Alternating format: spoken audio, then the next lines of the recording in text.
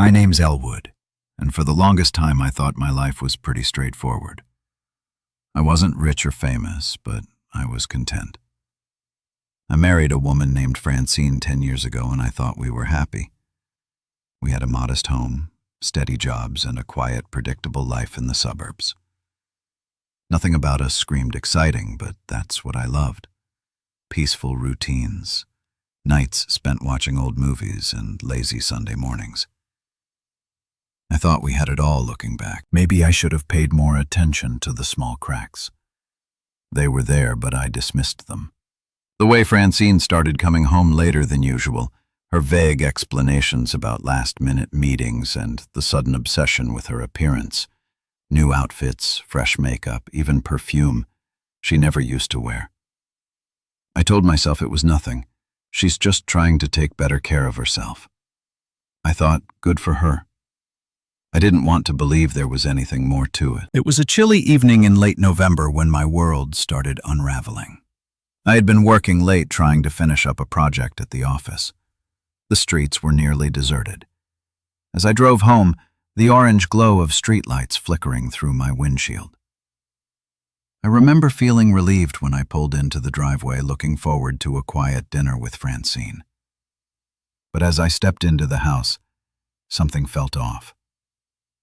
The living room was spotless, too spotless. Francine wasn't much for cleaning during the week, but tonight the house looked like it belonged in a magazine. Candles were burning on the dining table, their soft glow casting shadows on the walls. There was no dinner waiting, though, and the air smelled faintly of her favorite lavender cleaner. It felt staged, unnatural. I called out her name, no response. My stomach churned as I climbed the stairs to our bedroom. The door was slightly ajar and I heard faint voices coming from side hers and someone else's. A man's voice, deep and confident. My heart stopped. I pushed the door open. There. They were Francine and a man I didn't recognize standing too close to each other. He was tall, broad-shouldered, and dressed in an expensive suit that screamed power and wealth. Francine's hand rested on his chest, her cheeks flushed in a way I hadn't seen in years. They turned to me at the same time, both frozen in shock. "Elwood?" she stammered, stepping back from the man. "It's not what it looks like." But it was. It absolutely was. I didn't say a word. I couldn't. My chest felt like it was caving in and my legs threatened to give out. Beneath me, I turned around and walked away down the stairs, out the door and into the cold night. Francine's voice called after me, desperate and pleading, but I didn't stop. I couldn't bear to look at her, to hear whatever excuses she had prepared. I got into my car and drove nowhere in particular, just away. The weight of what I'd seen settled over me like a heavy blanket, suffocating and relentless. I gripped the steering wheel until my knuckles turned white, my mind racing with 1,000 unanswered questions. How long had this been going on? Who was that man, and why? Why wasn't I enough? I ended up parking at a quiet overlook just outside of town. The city lights twinkled in the distance, a stark contrast to the darkness I felt inside. Tears blurred my vision, but I didn't wipe them away. For the first time in my life, I felt truly broken. As I sat there alone with my thoughts, one thing became clear. My life would never be the same. Francine had betrayed me in the worst way possible, and I had no idea how to pick up the pieces. But as much as it hurt, I knew I couldn't go back. Whatever we had was gone, shattered, beyond repair. I didn't go home that night. I couldn't. Instead, I spent hours driving aimlessly through the quiet streets of our town, the same streets that now felt foreign to me. The car became my cocoon, a fragile barrier between me and the storm of emotions clawing at my chest. Every time I thought about Francine, her hand on that man's chest, her flushed face, the sheer audacity of it all, I felt my grip on the steering wheel tighten. I finally stopped at a small diner on the edge of town, One of those places that's open 24 hours but never seems to have more than a handful of customers. The smell of burnt coffee and greasy food hit me as I walked in, but I didn't care. I slid into a booth in the corner, staring blankly at the menu as the waitress approached. "You look like you've had a rough night," she said with a small, sympathetic smile. If only she knew. "Yeah," I muttered, my voice hoarse, something like that. I ordered a cup of coffee and a slice of pie, not because I was hungry, but because I needed something, anything to occupy my hands. As I sat there, the reality of the situation began to sink in. Francine hadn't just hurt me. She had shattered the foundation of everything we had built together. The betrayal felt personal, like a dagger aimed straight at my heart. I couldn't help but replay the scene in my mind over and over again. Who was that man? He looked like the kind of guy you'd see in a board ground room or a country club, someone who didn't have to work for respect because it was handed to him on a silver platter. And then there was Francine, the woman I thought I knew better than anyone, standing there, as if she belonged by his side. The coffee grew cold in front of me as the hours slipped by. My phone buzzed repeatedly in my pocket, but I ignored it. I already knew who it was. Francine, probably calling to explain herself, to weave some elaborate story about how it meant nothing or how it just happened. But I wasn't ready to hear it. Not yet. At some point I realized I couldn't sit in that booth forever. I paid my bill, leaving a generous tip for the kind waitress, and headed back to my car. The question of where to go loomed over me like a dark cloud.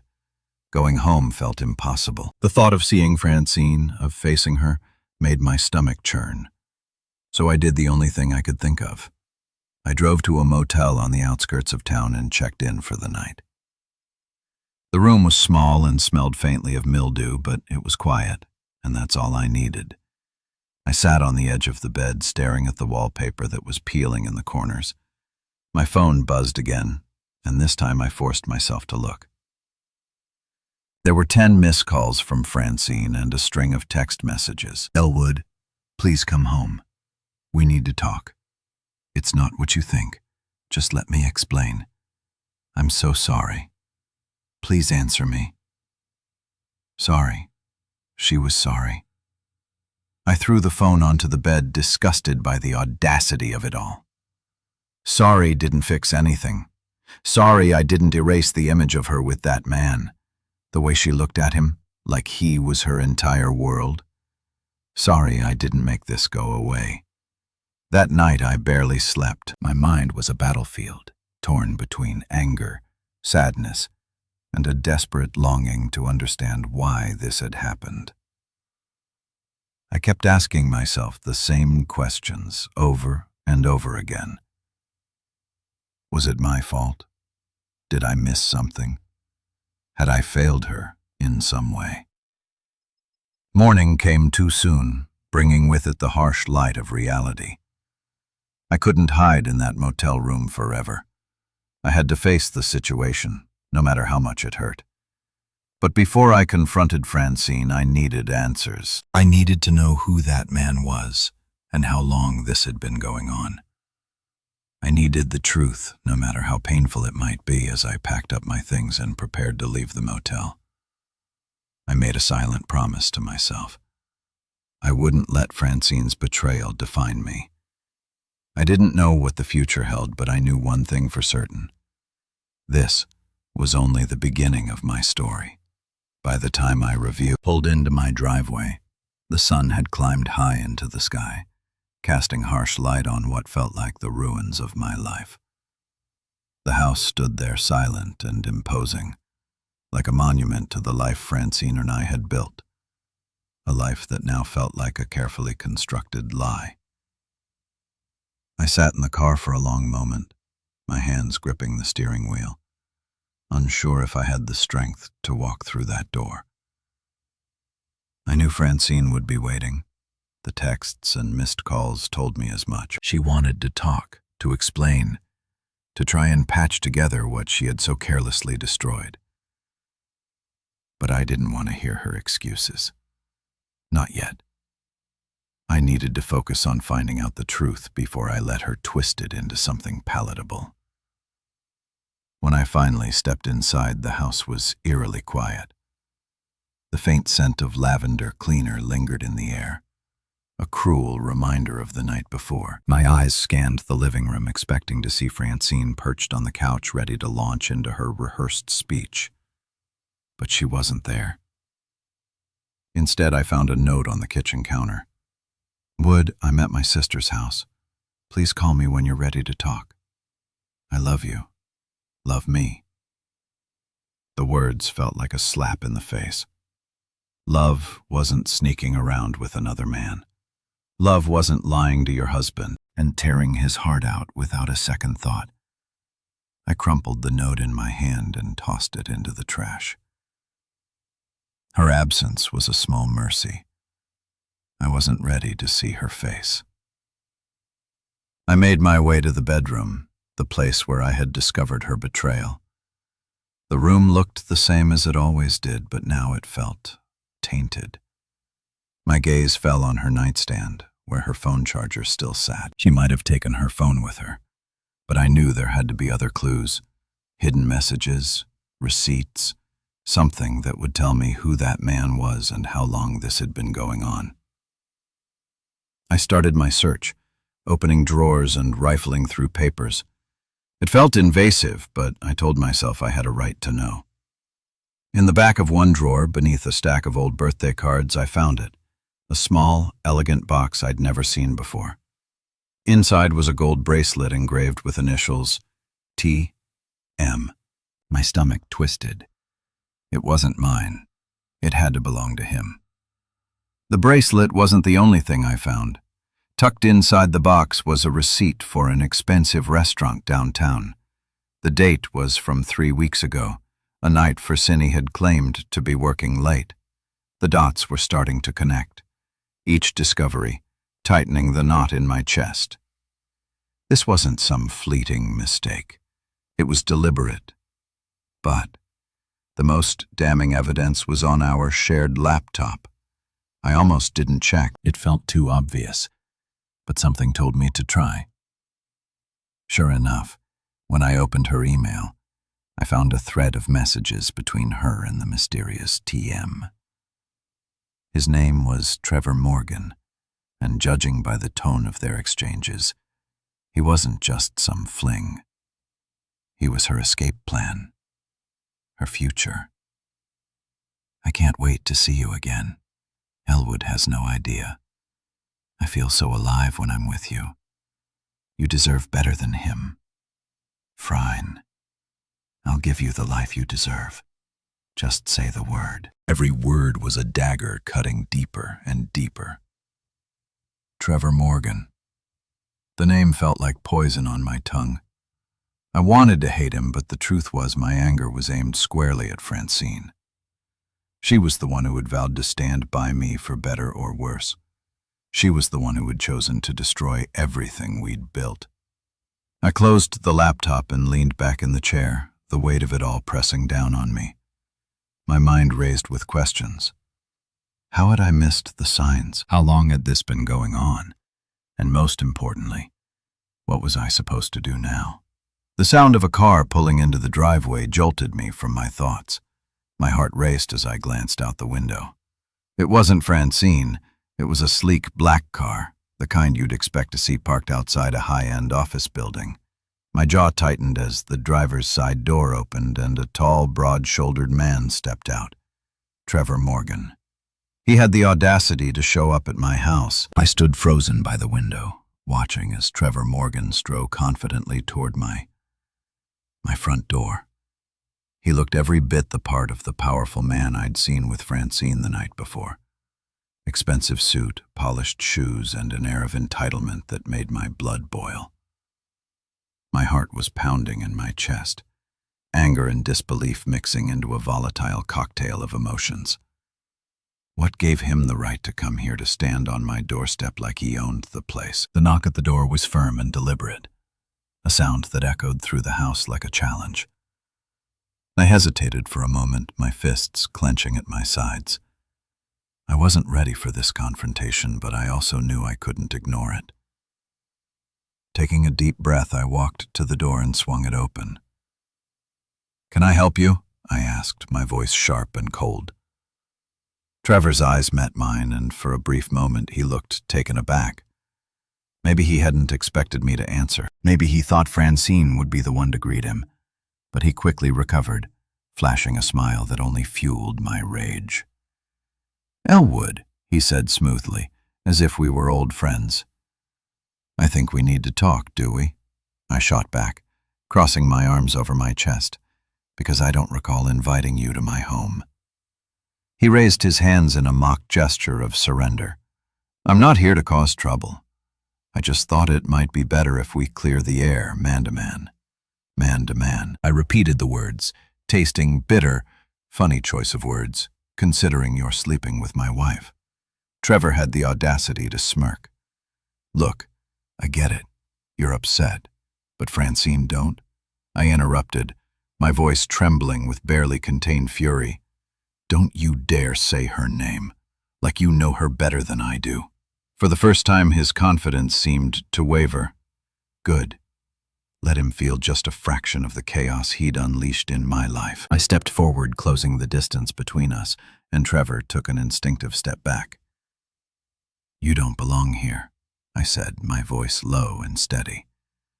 "Whatever lies Frine told you, whatever fantasy you've built up in your head, it doesn't matter. This is my house, my life, and you're not a part of it." Trevor's jaw tightened, but he didn't argue. Instead, he reached into his pocket and pulled out a business card. He held it out to me, and I glanced at it without taking it. "What's this supposed to be?" I asked my number. He said, simply, "In case you ever want to. I mean it, Elwood. This doesn't have to get ugly. I respect you." I laughed bitterly, shaking my head. "You respect me? That's rich, coming from the guy sneaking around with my wife. Get off my property, Trevor. Now." For a moment, he just stood there, his expression unreadable. Then he nodded, slipping the card back into his pocket. "All right," he said, "but this isn't over. Francine deserved to be happy, and whether you like it or not, I'm part of that now." I didn't respond. I couldn't. My hands were trembling, and I knew if I said another word, I'd lose what little control I had left. Trevor turned and walked back to his car, leaving me standing in the doorway seething with anger and disbelief as his car disappeared down the street. I slammed the door shut and leaned against it, my head spinning, the nerve of that man coming to my home. Act like he was the hero in this twisted story. And Francine, how could she let this happen? How could she choose someone like him over the life we'd built together? I didn't have answers, but one thing was clear. This wasn't over. Trevor was right about that, but I wasn't about to let him or Francine dictate how this story ended. After Trevor left, I paced the house like a caged animal, my mind raised with thoughts I couldn't control, questions I didn't have answers to. I couldn't believe the arrogance of that man walking up to my door acting like I was some obstacle in his way. And Francine, how could she let him invade our life like this? How long had she been plotting this betrayal behind my back? The house felt suffocating, every corner filled with memories of a life I thought was real. I needed air. I grabbed my jacket, walked out to my car, and drove without a destination. The quiet hum of the engine was my only companion. As I tried to sort through the chaos in my head, I ended up at a park on the edge of town, a place Francine and I used to visit when we were younger. It was almost empty. Now, the fading daylight casting long shadows over the benches and pathways. I sat on a bench overlooking the lake, the water rippling gently in the breeze. This place used to bring me peace. Now it only reminded me of what I'd lost. As I sat there, my phone buzzed in my pocket. I pulled it out and saw Francine's name on the screen. My finger hovered over the decline button. but something stopped me. Maybe it was curiosity. Maybe it was the desperate hope that she had some kind of explanation that made sense, even though I knew there wasn't one. I answered. "Elwood," she said, her voice trembling, "please let me explain. Explain what I snapped. How you've been lying to me for God knows how long. How you invited that." I stopped myself, taking a deep breath. "Just tell me the truth, Frine. How long has this been going on?" There was a long pause on the other end of the line. I could hear her breathing, could almost picture her sitting somewhere with her head in her hands, trying to find the right words. But no words could fix this. 6 months, she finally said, her voice barely above a whisper. 6 months, half a year of deception, half a year of coming home to me, looking me in the eye and pretending everything was fine. The weight of her confession hit me like a truck, and I struggled to keep my composure. "Why, Francine?" I asked, my voice cracking. "What did I do? What wasn't enough for you?" "It's not about you," she said quickly. "You didn't do anything wrong, Elwood. I swear, I don't know." I felt trapped, like I wasn't living the life I was supposed to. And then Trevor came along and he made me feel, don't. I interrupted, my anger flaring. "Don't you dare tell me how he made you feel. I don't want to hear it." "I'm sorry," she said, and I could hear the tears in her voice. "I didn't mean for this to happen. I never wanted to hurt you." "But you did," I said, my voice cold. "You didn't just hurt me, Frine. You destroyed everything we had. Was it worth it? Was he worth it?" She didn't answer. The silence on the other end of the line said more than words ever could. I hung up back at the house. I sat alone in the dark, the only sound the faint ticking of the clock on the wall. Her confession replayed in my mind over and over again. 6 months. 6 months of lies, of sneaking around, of choosing someone else over me. And for what? Because she felt trapped. Because I wasn't exciting enough for her anymore. I thought about Trevor, about the way he had looked at me, like I was nothing more than an inconvenience. I thought about Francine, about the woman I had loved for 10 years, who now felt like a stranger. The anger was still there, simmering beneath the surface, but more than that, I felt hollow, empty. I knew I couldn't keep living like this, trapped in the ruins of our marriage. Something had to change. I had to take control of my life again, even if it meant walking away from everything I thought I knew. But before I could do that, there was one more thing I needed to do. I needed to confront Francine, face to face. The next day I woke up in a fool, the weight of everything, the lies, the betrayal, Trevor's smug face at my door pressed down on me like a lead blanket. I couldn't hide from this anymore. I had to face Francine. I had to look her in the eyes and hear the truth straight from her. No more texts, no more phone calls. Around noon I drove to her sister's house where she had said she was staying. It was a modest home on the outskirts of town, one I'd been to many times for holidays, and family get-togethers. The driveway was empty when I pulled up, but her car was parked on the curb. She was here. I knocked on the door, my heart pounding like a war drum. For a moment I thought she wouldn't answer. But then the door creaked open and there she was. Francine stood there, looking like a shadow of the woman I'd married. Her face was pale, her eyes red and puffy from crying. She was wearing an old sweatshirt of mine, and for a split second I felt a pang of sadness, memories of better times flashing through my mind. But the sadness quickly gave way to anger. "Elwood," she said, softly stepping aside to let me in. I didn't speak as I walked past her into the living room. The house smelled like coffee and cleaning supplies, and the blinds were half drawn, letting in slivers of sunlight. Francine followed me, wringing her hands nervously. "Why did you come here?" she asked, her voice barely audible. I turned to face her, my expression cold and unyielding. "You know why I'm here. I want answers, and this time I want the truth. No excuses, no half-truths. Just tell me why you did it, Francine." She looked down at her hands, unable to meet my gaze. "I already told you," she murmured. "I felt trapped. I don't even know who I am anymore. And Trevor, he made me feel alive." I cut her off, my voice dripping with bitterness. "Special, like you could escape your boring life with your boring husband." Her head snapped up, her eyes filled with guilt. "That's not fair, Elwood. It wasn't about you. Don't you dare tell me this wasn't about me." I snapped, my voice rising. "You made it about me!" The second you decided to lie to my face to betray me in our own home. I gave you everything, Francine. Everything. And this is how you repay me. Tears streamed down her face, but I didn't care.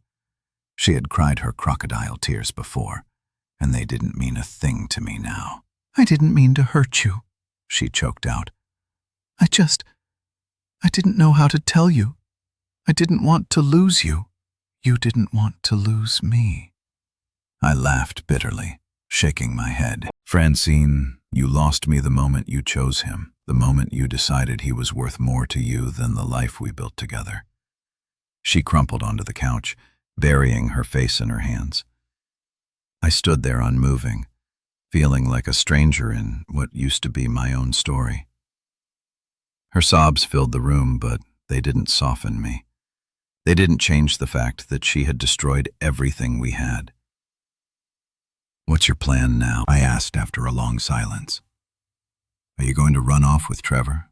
Start a new life with him?" She looked up at me, her face streaked with tears.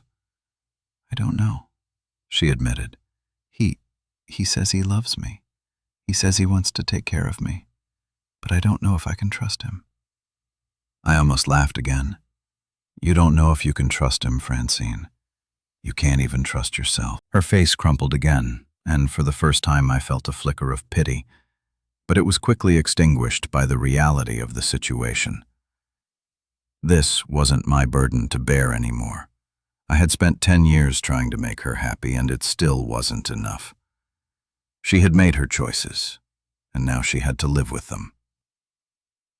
I took a deep breath, trying to steady the storm of emotions raging inside me.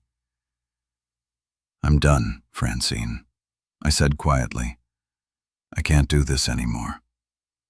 I'm filing for divorce." Her eyes widened, panic flashing across her face. "No, Elwood, please," she begged, reaching for me. "We can fix this. We can go to therapy. We can—" "No," I said firmly, stepping back.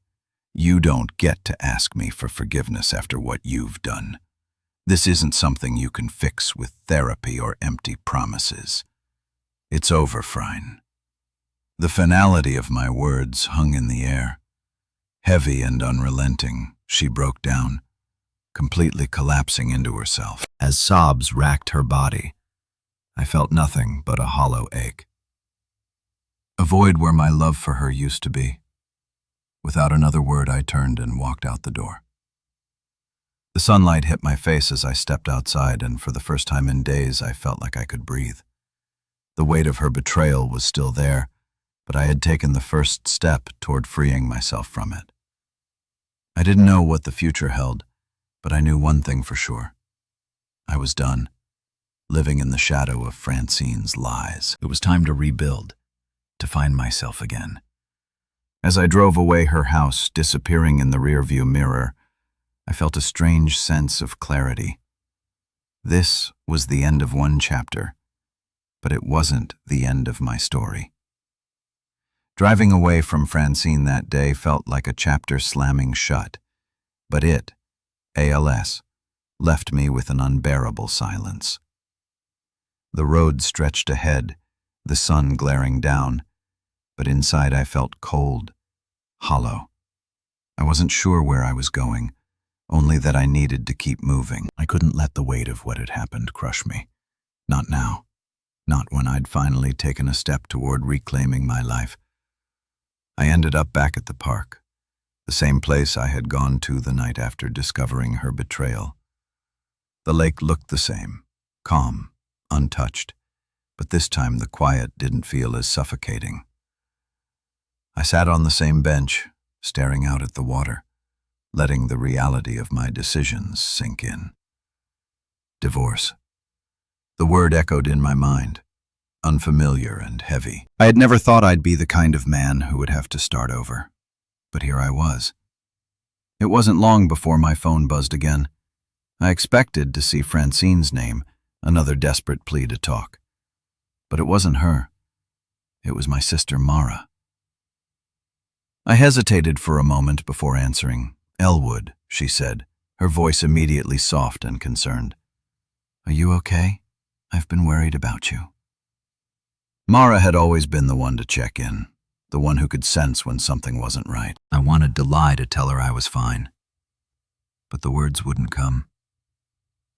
Instead, my voice broke.